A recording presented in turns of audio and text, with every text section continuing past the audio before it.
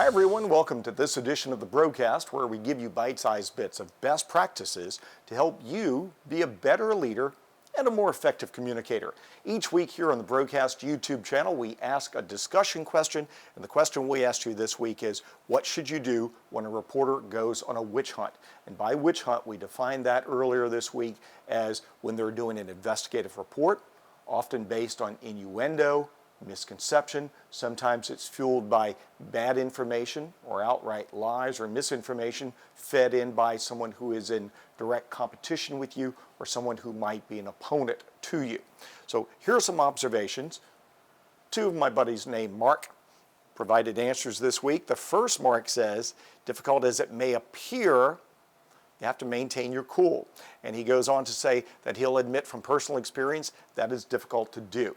And then he quotes The Godfather by saying, it's nothing personal, it's business. And this is an important thought for you to share back with your executives, because often executives, especially if they own the company or have been there a long time, if they're legacy executives, take it very personally.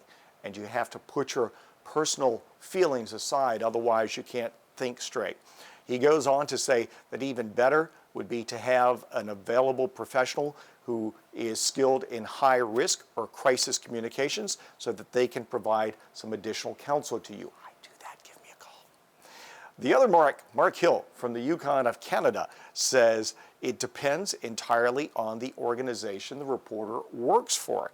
Mark says if it's a credible organization, he goes over their head. I like that, Mark. I do the same thing. Mark says if it's not a credible organization, he goes to the ground. That's Canadian for you Americans, meaning he takes them to the mat. In other words, if it's a blogger and they have no boss, you have to go straight to them and deal with them on a one-on-one basis. But I often will go over their heads to a managing editor or an executive to say, this person is really off base. Not only are they off base, if they pursue their line of questioning and do a story, there will be errors in the story and there will be consequences to pay for the news organization. You don't want to start a fight too soon, but sometimes you take it to that degree.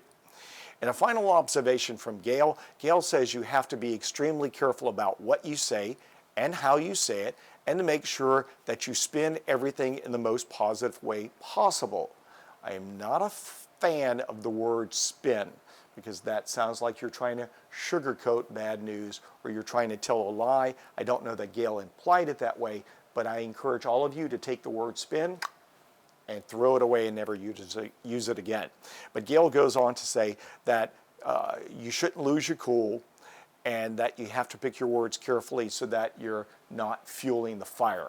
All good observations. Here's the way I do this. I actually used to teach a workshop called What to Do When a Reporter Goes on a Witch Hunt. It was one of my favorite crazy, wild, interactive workshops, and maybe I should start teaching it again because it was a whole lot of fun for the audience. But here's what I've often observed. When a reporter goes on a witch hunt, you usually have multiple conversations with them before the official interview happens. Now, this is easier to do in TV than it is to do in print. But when you suspect they're going on a witch hunt, say, let's have a few conversations before we have an on-the-record, quotable conversation, remembering that you're never off the record, but sometimes you can ask not to have direct quotes yet. So here's what I'm trying to do. I listen to all of their questions and I ask them a lot of questions. I'm trying to flesh out where the story is coming from, where their ideas are coming from. Do they really have misconceptions that we need to deal with? And then I go through an interesting exercise. I write 2 news reports. I write one story the way I think they would write it if nothing changes. And then I write a story the way I think it should be written. After I write the bad story and the good story, I can compare them and I can see where are they factually wrong. And I have a conversation with them about where they're wrong and why they're wrong. Next, I identify where are there misconceptions or misperceptions, and I explain to them what they perceive, but what the reality is.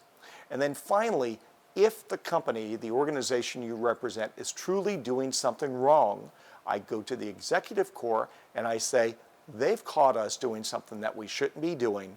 We need corrective action. And at that point, when we do the official interview, I'm going to communicate to the reporter, yes, things were done incorrectly, we have put these policies and procedures in place in order to change the behavior, and if necessary, apologize for the bad behavior and go forward with that story with the reporter. It is a complicated process, and it's one that you should practice. Use this technique and you will find that you're going to more effectively communicate with that reporter and take away their misconceptions. And if it ever gets to the point that it's printed, I also go above their head to their executives if mistakes have actually been made. Those are my thoughts and observations. Thank all of you who weighed in this week on the broadcast.